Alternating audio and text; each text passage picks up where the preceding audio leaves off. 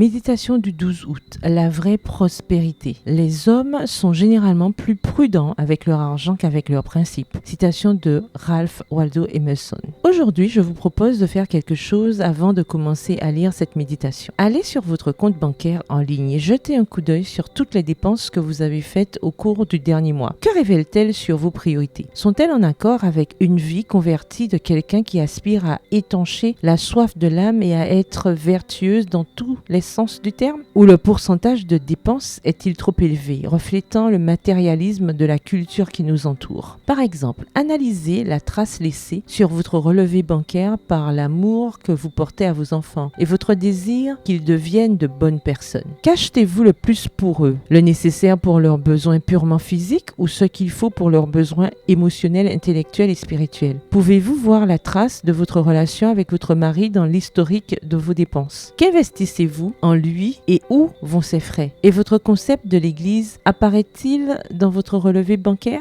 Que révèle votre compte courant sur l'impact que vous voulez avoir dans le monde? Combien de vos dépenses du mois dernier ont servi à donner de l'amour à des personnes en dehors de votre entourage? Combien de ce que vous n'avez pas dépensé est encore là, simplement pour la satisfaction de voir un montant élevé? Combien avez-vous dépensé pour une nourriture saine et non pour manger pour le plaisir de manger? Combien avez-vous dépensé pour des vêtements qui vous habillent décemment et non pour des vêtements dont le prix montre une intention de cacher des vides existentiels par une image impeccable? Combien avez-vous investi dans les livres qui éduquent l'esprit et le cœur? Les avez-vous achetés pour vous-même ou pour offrir? Aujourd'hui, je n'ai que des questions à vous poser, des questions bien sûr que je me pose aussi, des questions qui se résument à l'essentiel. Quel prix êtes-vous prête à payer pour vivre une vie abondante, qui regarde vers l'intérieur, vers les parures de l'âme? Si nous utilisons l'argent pour faire couler notre amour comme un torrent, nous nous sentirons vivants, dit Lynn Twist, et que nous puissions avoir la vie en abondance est précisément le désir de Dieu pour nous. Nous devons simplement être clairs sur le type d'abondance dont nous parlons. La véritable prospérité consiste à affecter une partie de nos ressources, qu'elles soient maigres ou nombreuses, aux activités de l'âme. Quels sont les privilèges matériels que Dieu nous a accordés? Qu'en ferez-vous? Et ces décisions montreront-elles que vous êtes attentive à la manière dont vous appliquez vos principes? Un homme riche entrera difficilement dans le royaume des cieux s'il ne sait pas quoi faire de ses richesses. Le verset du jour se trouve dans Luc 12, verset 33. Faites-vous des bourses qui ne s'usent pas, un trésor inépuisable dans les cieux. Luc 12, le verset 33. Bonne journée, que l'Éternel vous bénisse.